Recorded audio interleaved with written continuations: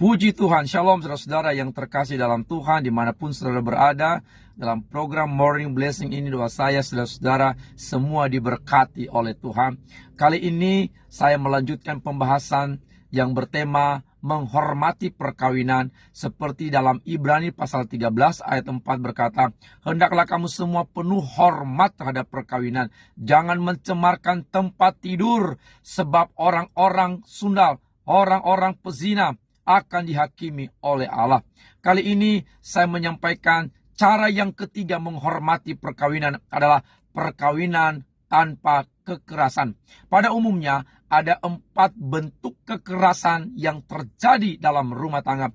Yang pertama, kekerasan fisik, yaitu meliputi pemukulan, penganiayaan, penyiksaan terhadap pasangan.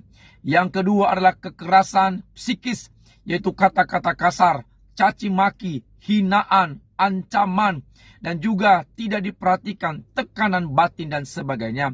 Kekerasan yang ketiga adalah kekerasan seksual, meliputi perilaku seksual yang tidak wajar. Demikian juga pemaksaan seksual dan pelecehan seksual. Dan yang terakhir adalah kekerasan ekonomi, tidak diperhatikan, tidak diberikan nafkah, perampasan hak dan sebagainya. Saudara-saudara dikasih oleh Tuhan, rumah tangga Kristen seharusnya tidak terjadi kekerasan-kekerasan tersebut. Di dalam Kolose pasal yang ketiga ayat 19 berkata, hai suami, kasihlah istrimu dan janganlah berbuat kasar. Janganlah berlaku kasar terhadap dia. Saudara-saudara dikasih oleh Tuhan, kata kasar di sana adalah bahasa aslinya, bahasanya adalah neste, artinya kasar, pahit, dan juga melakukan kekerasan. Saudara-saudara dikasih oleh Tuhan, dasar dari sebuah bangunan rumah tangga atau perkawinan Kristen itu adalah kasih. Hai suami, kasihlah istrimu. Karena dasar perkawinan Kristen itu adalah kasih, maka di dalam kasih tidak ada kekerasan, di dalam kasih tidak ada kejahatan, di dalam kasih tidak ada asusila, di dalam kasih tidak ada kepahitan, di dalam kasih tidak ada perbuatan-perbuatan yang tidak sopan, di dalam kasih tidak ada keegoisan, di dalam kasih tidak ada dendam. Karena rumah tangga Kristen dibangun di atas dasar kasih, maka yang ada di dalam rumah tangga Kristen itu adalah adanya penerimaan satu dengan yang lain. Kasih itu menerima pasangannya, apapun, siapapun, dan bagaimanapun pasangan kita.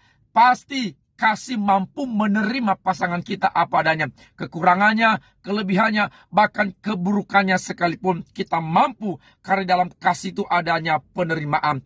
Karena rumah tangga Kristen dibangun di atas dasar kasih Kristus, maka dalam kasih itu adanya rekonsiliasi, adanya perdamaian satu dengan yang lain, sehingga segala masalah persoalan tidak harus diselesaikan dan tidak berujung dengan kekerasan, tetapi semua ada rekonsiliasi, sehingga tidak ada kepahitan, tidak ada kebencian yang terus dipendam oleh setiap pasangan.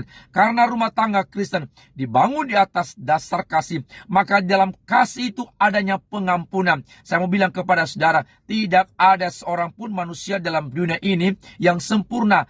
Suami pasti punya kelemahan, istri punya keburukan, pasti bisa berbuat salah. Tetapi di dalam kasih ada pengampunan. Maka walaupun kadangkala suami dan istri berbuat salah, tetapi kasih mampu memberikan, melepaskan pengampunan, sehingga tidak terjadi pertengkaran-pertentangan yang terus-menerus yang berakhir kepada kekerasan. Kasih mampu memaafkan, mengampuni kesalahan dan kekurangan pasangan. Saudara yang terkasih di dalam Tuhan Yesus Kristus, Alkitab berkata bahwa rumah tangga kita, rumah tangga yang bahagia, dibangun di atas dasar kasih Kristus. Oleh karena itu saudara yang terkasih dalam Tuhan, siapapun pasangan kita yang telah Tuhan anugerahkan kepada kita, ia pasangan yang terbaik. Mari kita mengasihi satu dengan yang lain. Segala bentuk-bentuk kekerasan harus dihapuskan dalam rumah tangga kita. Mari kita berjalan membangun dan menciptakan rumah tangga kita di dalam kasih Kristus,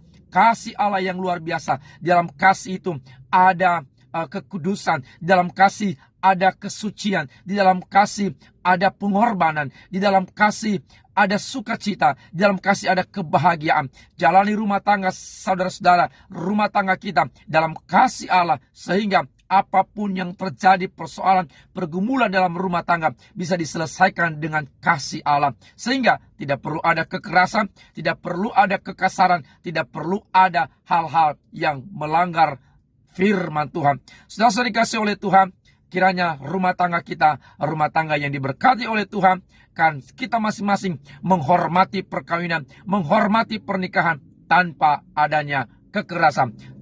Tuhan Yesus memberkati kita semua. Shalom.